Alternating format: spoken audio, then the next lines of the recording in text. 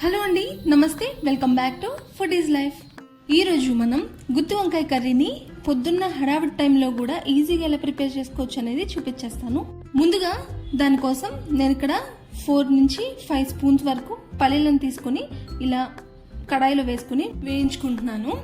మనం స్టవ్ అనేది మీడియం ఫ్లేమ్లో పెట్టుకుని అన్ని వైపులా కూడా బాగా కాలేటట్టు ఇలాగ గరిటెతో తిప్పుకుంటూ ఒక 2 మినిట్స్ నుంచి 3 మినిట్స్ వరకు కలుపుకుంటూ ఉండాలి.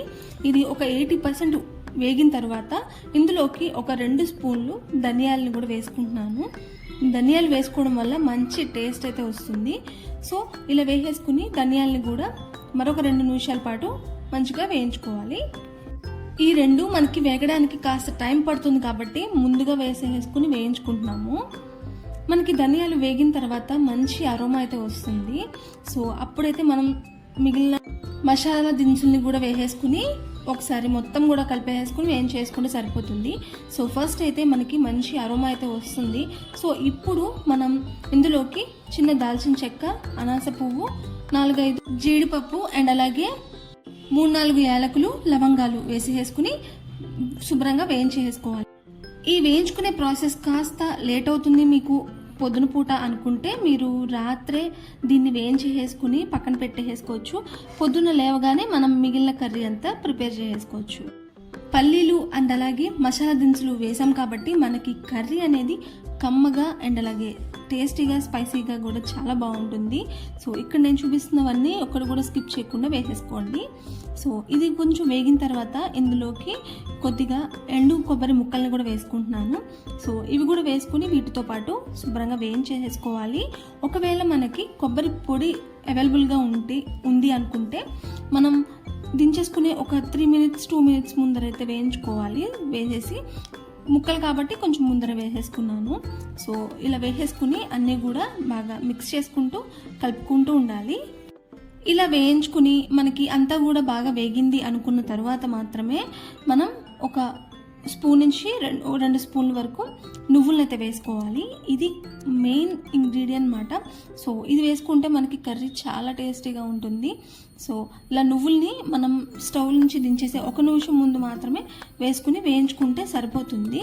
ఒకవేళ మీరు కొబ్బరి పొడి వేసుకోవాలి అనుకుంటే ఇదే టైంలో నువ్వులతో పాటు వేసుకుంటే సరిపోతుంది. సో ఇవన్నీ వేయించేసుకున్నాం కదా, ఇవన్నీ కూడా చల్లారేదాకా పక్కన పెట్టుకోవాలి. ఇప్పుడు మనం ఒక బౌల్లోకి ఉప్పు వాటర్ని తీసుకుంటున్నాము, సాల్ట్ వాటర్ని. సో ఇలా మనం వంకాయలు కట్ చేసుకున్న తర్వాత ఆ వాటర్లోకి అయితే యాడ్ చేసుకోవాలి.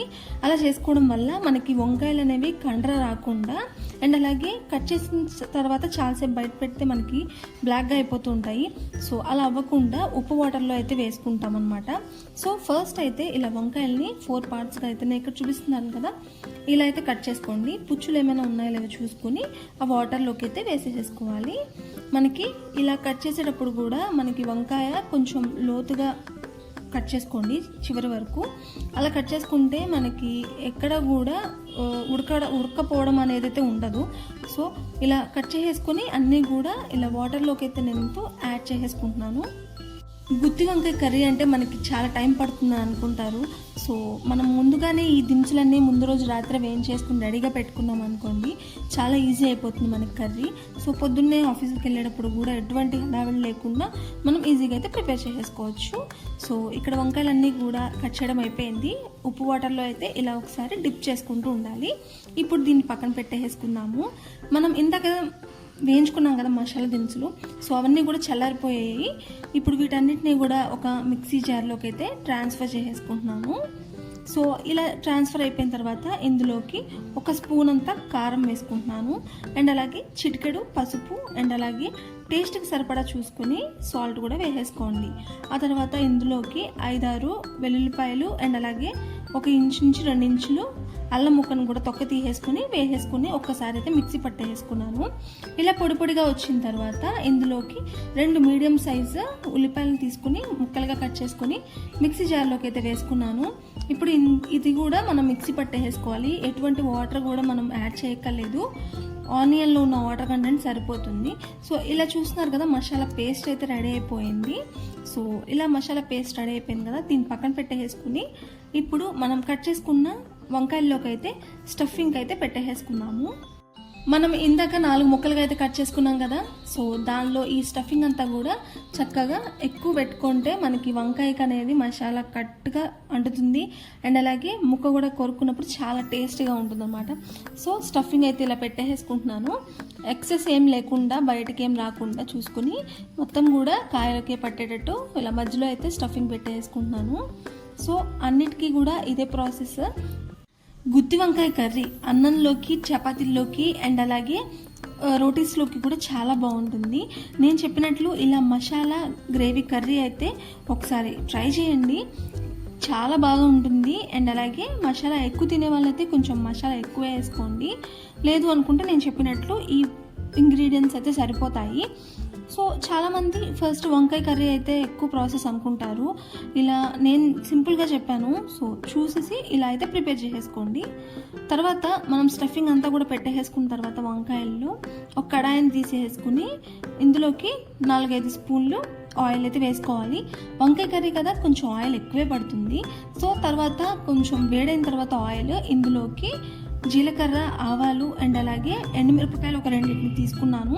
ఆ తర్వాత కరివేపాకు ఒక రెంప తీసుకుని వేయించుకోవాలి. ఇందులో వేసేసుకొని ఇవంతా కూడా మంచిగా వేగాలి ఫస్ట్. సో వేగిన తర్వాత మాత్రమే ఇందులోకి మనం స్టఫ్ చేసుకున్న వంకాయలను అయితే వేసుకుని మగ్గబెట్టుకోవాలి ఫస్ట్. సో ఇవన్నీ వేయిస్తున్నాను అనమాట.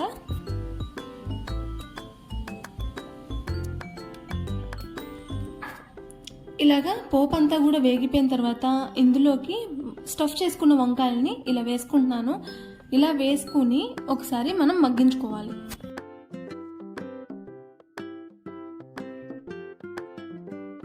ఆయిల్లో మొత్తం ముక్కలన్నీ కూడా కలిసేటట్టు ఇలా కలుపుకుంటూ ఉండాలి.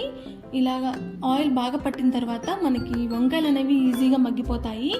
ఇలాగా అన్ని కలిపేసుకున్న తర్వాత పైన ఒక మూతలాగా ఇలా పెట్టుకుని ఒక 5 నిమిషాలు తర్వాత తీసి చూస్తే ఇలా మగ్గి ఉంటాయన్నమాట. మళ్ళీ ఒకసారి అంతా కూడా బాగా మిక్స్ చేసేసుకుని ఇలా మళ్ళీ కూడా మూత పెట్టేసుకుని మరొక 5 నుంచి 10 నిమిషాలు కంపల్సరీ మగ్గించుకోవాలి. వంకాయలు అనేవి లోపల నుంచి కూడా బాగా మగ్గి ఉండాలి. అప్పుడే మనం తర్వాత ఈ గ్రేవీ వేసుకుని వేయించుకుంటే మనకి సరిపోతుంది. ఇలాగా ఫస్ట్ వంకాయలు మగ్గకుండా మనం వేసేస్తే తర్వాత వంకాయలు అనేవి మగ్గవు. సో అందుకని మగ్గిన తర్వాత మాత్రమే ఇలాగా పేస్ట్ని అయితే వేసేసుకోండి. మసాలా పేస్ట్ మిగిలిందంతా కూడా ఇందులో వేసేసుకుంటున్నాను. తర్వాత మిక్సీ కడిగిన వాటర్ని కూడా వేసేసుకుని మనం మళ్ళీ కూడా మూత పెట్టుకొని ఈ గ్రేవీతో పాటు వంకాయ కూడా బాగా మగ్గేటట్టు మగ్గించుకోవాలి. ఇలాగా మొత్తం గ్రేవీ వాటర్ అంతా వేసేసిన తర్వాత కరెక్ట్గా వంకాయలన్నిటికీ కూడా మసాలా పట్టేటట్టు ఒకసారి అయితే కలుపుకోవాలి. ఇక్కడ చూస్తున్నారు కదా, మనం కాశ్మీరీ రెడ్ చిల్లీ పౌడర్ని వాడుకుంటే కలర్ బాగా వస్తుంది. మనం మాల్ కారాన్ని వాడుకున్నాం కాబట్టి ఇక్కడ కొంచెం కలర్ అయితే తక్కువ ఉంది. కర్రీ అంతా అయిపోయిన తర్వాత ఫైనల్గా కొంచెం కారం వేస్తాం కాబట్టి కలర్ కొంచెం చేంజ్ అవుతుంది మనకి. సో ఇలాగా మొత్తం కూడా కలిపేసుకున్నాం కదా గ్రేవీతో వంకాయలు అనేవి. మీకు కర్రీ అనేది కొంచెం పలచగా కావాలి అనుకుంటే తర్వాత కొంచెం వాటర్ కూడా యాడ్ చేసుకోండి. అలా యాడ్ చేసుకుని బాగా మగ్గించుకుని వంకాయకి కర్రీ గ్రేవీ అనేది బాగా పట్టేటట్టు చూసుకొని కొంచెం పలచగా కూడా మనం కర్రీ అయితే ప్రిపేర్ చేసుకోవచ్చు. తర్వాత ఒక స్పూన్ అంతా కారము అండ్ అలాగే తర్వాత టేస్ట్కి సరిపడా సాల్ట్ కూడా వేసేసుకుని అన్నీ కూడా ఒకసారి అయితే బాగా మిక్స్ చేసేసుకోవాలి. ఇదే టైంలో మీకు ఎక్కడైనా కొంచెం టేస్ట్ సరిపోలేదు, కారం ఉప్పు అలా అనుకుంటే ఇక్కడ కొంచెం వేసుకుని అయితే మనం అడ్జస్ట్ చేసుకోవచ్చు. సో ఫస్ట్ అయితే మనం ఉప్పు కారం అంతా కూడా బాగా సెట్ అయిపోయింది. చూడడానికి చాలా టెంప్టింగ్గా ఉంది అండ్ అలాగే స్మెల్ కూడా చాలా బాగుంది. మనకైతే ఒక 80% వరకు ఉడికినట్టయితే అనిపిస్తుంది వంకాయ. సో అందుకోసమని ఇప్పుడు పైన మళ్ళీ కూడా మూత పెట్టేసుకుని ఒక 5 నుంచి 10 నిమిషాల పాటు మగ్గనివ్వాలి. ఇలా ఉడికించుకున్న తర్వాత తీసి చూస్తే చూసారా గ్రేవీ కూడా చాలా థిక్నెస్తో అండ్ అలాగే వంకాయ కూడా చాలా బాగా మనకి ఉడికిపోయింది.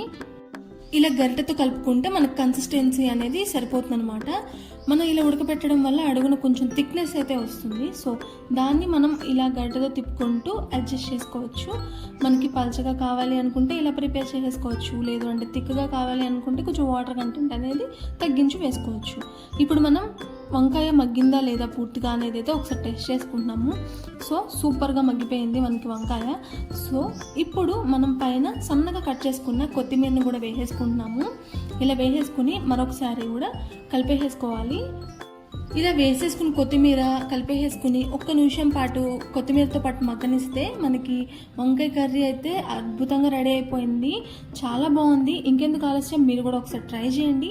మీ ఫ్రెండ్స్ అండ్ ఫ్యామిలీ మెంబర్స్ కూడా ఈ వీడియోని షేర్ చేయండి. సో ఈ వీడియో కనుక మీకు నచ్చినట్లయితే please like, share and subscribe to food is life.